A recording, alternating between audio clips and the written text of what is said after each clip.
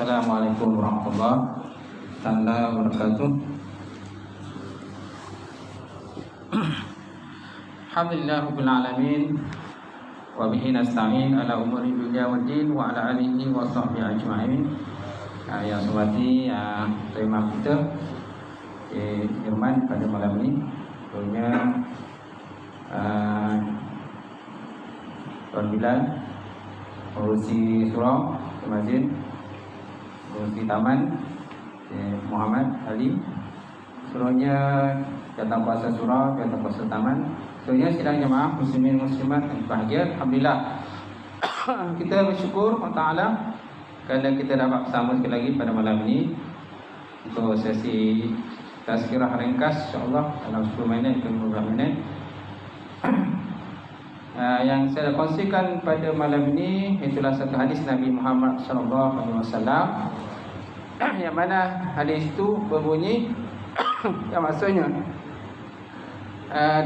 dibentangkan pada hari kiamat besok, didatangkan pada hari kiamat besok akan setiap umat kepada nabi-nabi mereka.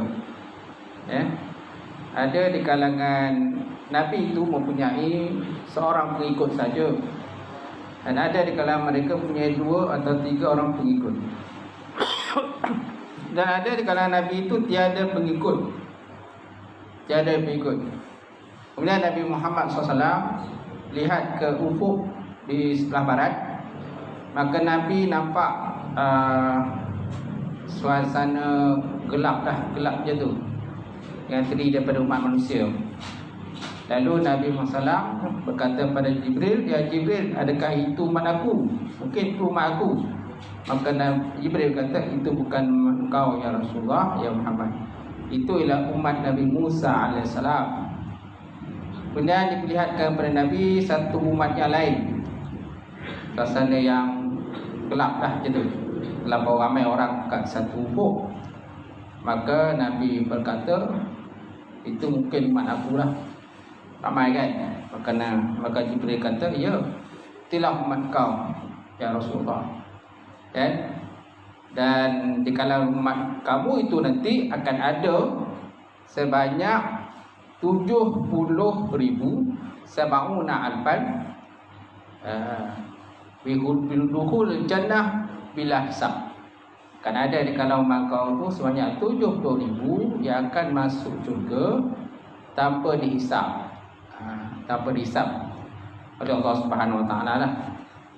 Kemudian Nabi Muhammad bangun selepas Nabi memberikan sedikit tazkirah tadi kepada sahabat-sahabat, maka Nabi pun bangun. Lalu Nabi masuk ke dalam bilik baginda Rasulullah sallallahu alaihi wasallam. Dan umat tadi pun, umat yang masuk syurga dengan yang berhisab tadi, mereka wajah mereka kal qamaril badri, seperti bulan purnama. Seperti bulan purnama lah, daripada 70,000 itu. Kemudian daripada 70,000 pula boleh memberi syafaat setiap seorang itu kepada 70,000 yang lain. Kemudian Nabi SAW bangun dan Nabi masuk ke dalam bilik Nabi. Kemudian Nabi keluar. Sebelum Nabi keluar, Nabi terdengar kisah di kalangan sahabat lah. Masing-masing orang kata sibuk membincangkan apa yang dikata oleh Nabi tadi lah. Sebanyak 70,000 yang masuk surga tanpa hisab tadi. Ada di kalangan mereka mendakwa 70,000 itu kemungkinan mereka lah sahabat. Kemungkinan sahabat yang 70,000 itu. Kemudian ada pula pendapat menyatakan 70,000 itu ialah anak-anak orang Islam yang mati ketika masih kecil. Jadi mereka berbantahlah kerana bersahabat berkenaan dengan jumlah 70,000 tadi. Kemudian lalu Nabi SAW pun keluar. Nabi keluar, maka Nabi tanyalah dengan para sahabat, "Apa yang kamu bincangkan tadi? Aku dengar kamu agak bising. Setelah aku masuk dalam bilik, kan, kamu dalam keadaan bising." Jadi mereka pun kata, Ya Rasulullah, sebenarnya kami membincangkan akan jumlah yang kamu katakan tadi 70,000 ya dululah jannah bila hisab, tanpa hisab tadi. Ada kalangan kami mendakwa 70,000 itu ialah kami, ya para sahabat.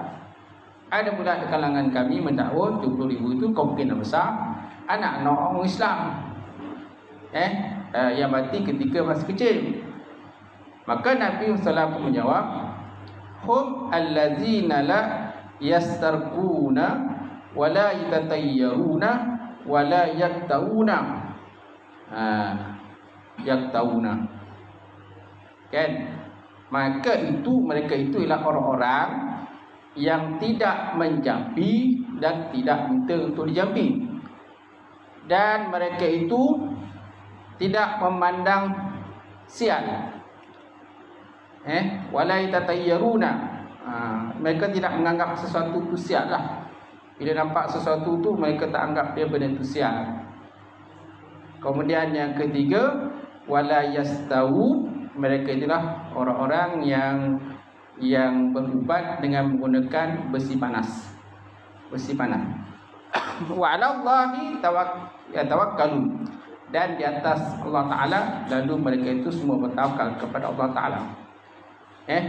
Kemudian apabila Nabi berkata demikian, ada seorang sahabat bernama Uqasyah. Uqasyah kata kepada Nabi, ya Rasulullah, kan, doalah kepada Allah supaya aku termasuk di kalangan kumpulan 70,000 itu. Maka Nabi pun mendoakan untuk dia. Kemudian bangun lagi seorang lelaki yang lain. Mereka minta pada Rasulullah, dia minta pada Nabi, ya Rasulullah, doakan aku supaya masuk di kalangan 70,000 itu. Maka Nabi kata, kamu telah pun didahului oleh Uqasyah. Mana Uqasyah? Pertama, yang kedua di mana dia jatuh nombor 2 lah. Macam tu. Jadi daripada ahli ini tuan nak terangkan pada kita bahawa akan ada di kalangan umat Rasulullah itu yang masuk syurga tanpa hisab. Dan daripada setiap seorang itu boleh memberi syafaat kepada 70,000 yang lain dengan izin Allah Subhanahu wa taala. Jadi yang masuk 70,000 itu ialah yang pertama, dia ada 3 tanda lah sebutlah dia tu. Pertama, mereka itu tidak menjampi dan tidak minta untuk dijampi. Macam tu. Mana dia tawakal dia tinggilah kepada Allah Ta'ala. Cuma dalam konteks menjampi ini, ada menjampi yang tidak menggunakan Al-Quran ataupun doa-doa yang masuk daripada Nabi SAW. Itu memang ditolak lah. Itu memang jelas tolak. Seperti diamalkan oleh bomoh-bomoh dan sebagainya, dukun-dukun dan sebagainya.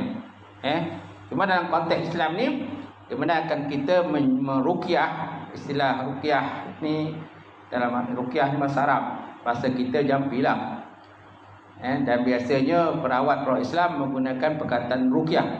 Mereka tak menggunakan perkataan jampi. Tetapi sebenarnya jampi itu daripada ruqyah. Wala yastarqun, dia kata. Yastarqun tu ruqyah lah. Dan mereka itu tidak minta dijampi ataupun tidak menjampi ataupun tidak jampi. Jadi tegas itu yang jampi menggunakan benda-benda yang tidak datang daripada Nabi Muhammad SAW, yang tak jelaslah bacaan dia. Sedangkan kalau kita menjampi menggunakan Al-Quran atau doa-doa yang maksur daripada Nabi SAW, maka dibenarkan.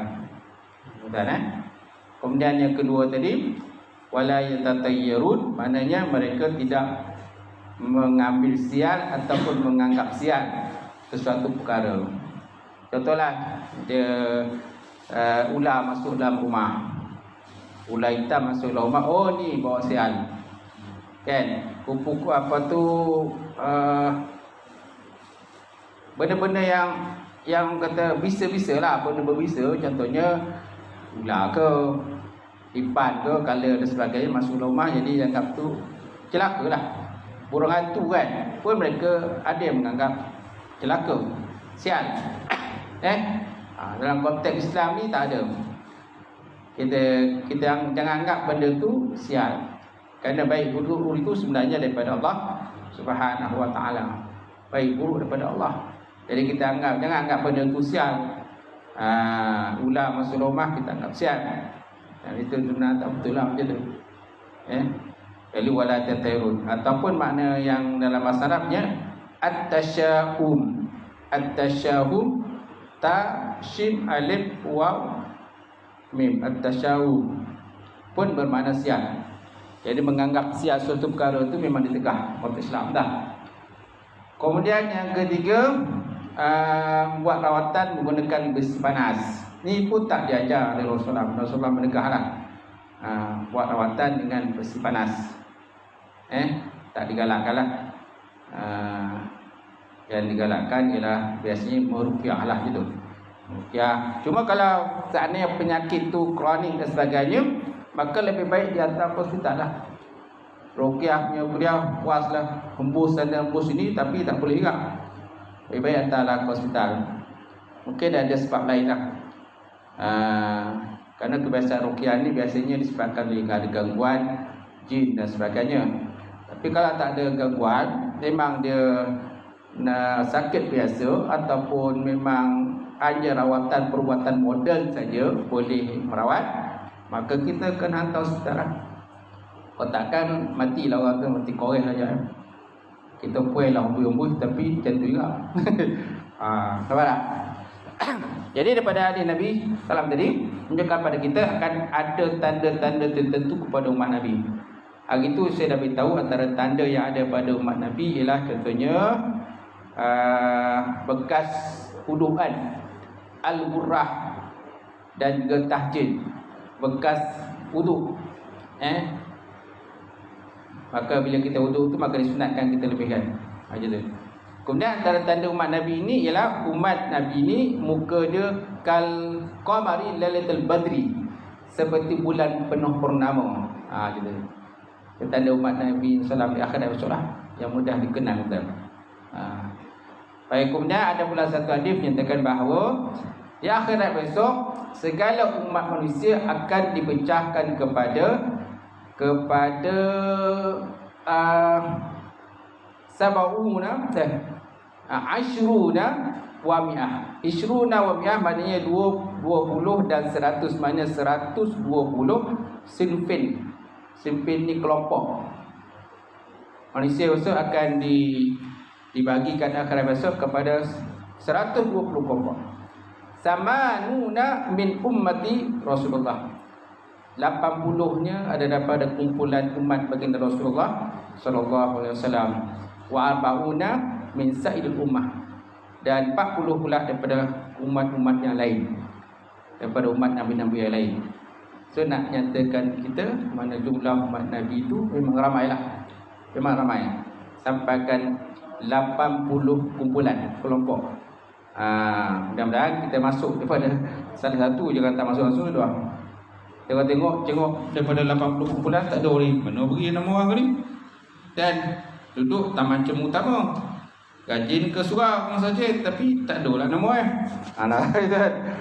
jadi harap nama kita ada lah. Daripada kumpulan yang 80 kelompok tadi. Masya-Allah. Boleh. Saya rasa itulah saja perkongsian kita malam ini. Mudah-mudahan dengan sikit perkongsian insya-Allah akan dapat menikmati bersama, meningkatkan ketakwaan kita kepada Allah, kan? Mudah-mudahan Allah Taala menerima amalan ibadah puasa kita dan juga solat tarawih, solat witir, bacaan tahlil, doa dan sebagainya. Insya-Allah. Sekian. Assalamualaikum warahmatullahi taala wabarakatuh.